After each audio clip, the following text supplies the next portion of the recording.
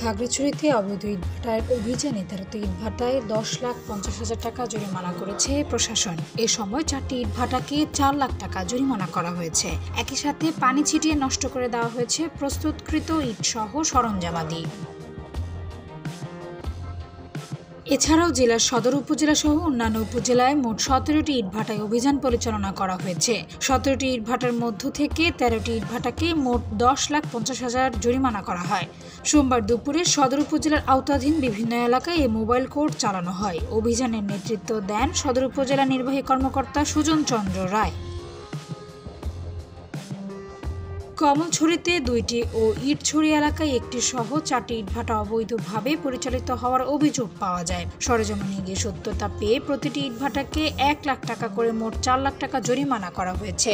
এছাড়া জরিমানাকৃত ইটভাটাগুলোকে ফায়ার সার্ভিসের সহায়তায় পানি ছিটিয়ে কাঁচা ইট সহ মাটি ও ব্যবহৃত সরঞ্জামাদি নষ্ট করে দেওয়া হয়েছে। অভিযানের সময় ইটভাটায় ব্যবহৃত মাটি, জ্বালানি কাঠের ব্যবহার সহ বিভিন্ন বিষয়ে নজরদারি করা হয়েছে বলে জানিয়েছেন সদর উপজেলার নির্বাহী কর্মকর্তা।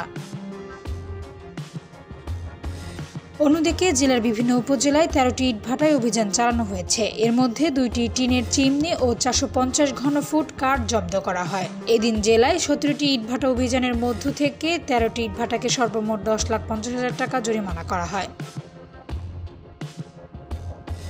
জেলা প্রশাসন সূত্রে জানা যায়, অভিযানকালে সকল অবৈধ ইট ভাটায় ফায়ার সার্ভিস দিয়ে আগুন নিভিয়ে এবং কাঁচা ইট নষ্ট করে উৎপাদন বন্ধ করা হয়েছে। তাসনভা আয়ুষী, ভোরের পাতা।